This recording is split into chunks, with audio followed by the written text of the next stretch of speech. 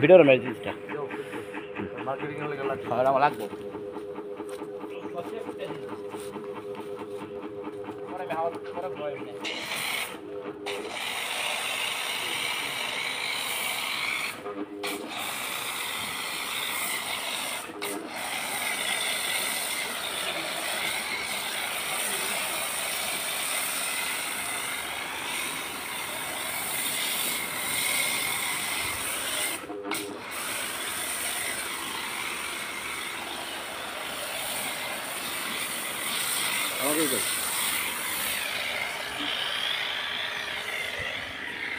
আমাদের দরগারচালা ঐতিহ্যবাহী Dargarchala messrs Dhaka motors and automobile car wash servicing সেন্টারের প্রোপাইটার মিস্টার রুবেল শেখ চমৎকারভাবে একটি গাড়ি ওয়াশ করছেন এলিয়ন 2011 মডেলের।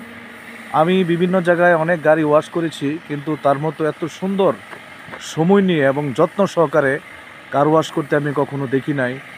আমি রিয়েলি খুবই হ্যাপি যে আমাদের গ্রামের মধ্যে এত সুন্দর একটা প্রতিষ্ঠান আছে, এটা আমি চিন্তাও করতে পারি নাই।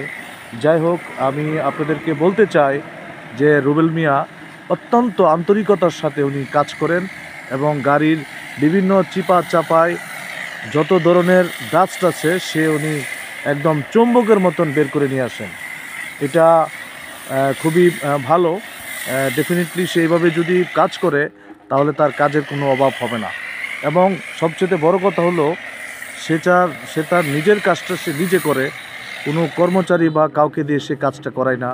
এটা হলো সবচেয়ে বড় প্লাস পয়েন্ট। এজন্য আমি আপনাদেরকে অনুরোধ করব, আপনারা ঢাকা, গাজীপুর, ময়মনসিংহে দৌড়াদৌড়ি না করে আপনাদের যত ধরনের গাড়ি, মোটরসাইকেল, বাইসাইকেল আছে সব রুবেল কার ওয়াশে নিয়ে আসবেন এবং পুরাতন জিনিসকে উনি চকচক করে দিবেন, এটা আমার বিশ্বাস।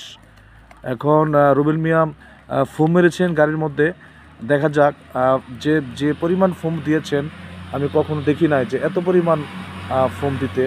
আশা করি এই ফোমটা যখন সে ওয়াশ করবে এবং পানি মারবে তখন গাড়ির চেহারায় চেঞ্জ হয়ে যাবে এবং সেটা 2011 মডেলের গাড়িকে আমার মনে হয় সবাই 2022 মডেলের গাড়ি বলবে।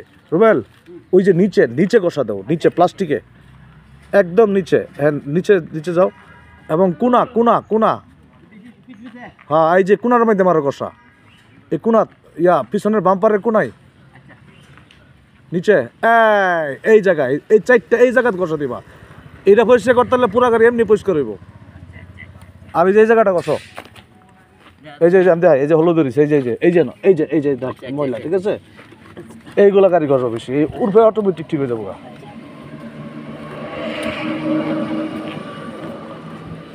সে চমৎকারভাবে গাড়িটি ওয়াশ করে দিচ্ছে এবং আমার মনে হয় যে খুবই সুন্দর হবে, এতে কোনো ভুল নাই।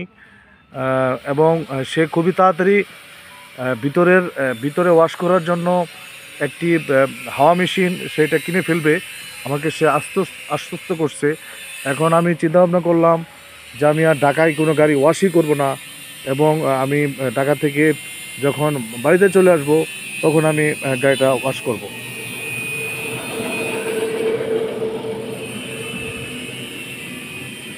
রিংগুলো দেখেন, একদম আমার পুরাতন রিং একদম সাদা দগদগা এবং চকচকা করে দিছে। এটা খুবই মানে এক্সিলেন্ট একটা বিষয়। যাই হোক, আমি যদি তার কোম্পানির সেন্টারটা একটু দেখাই তাহলে মনে ভালো হয়।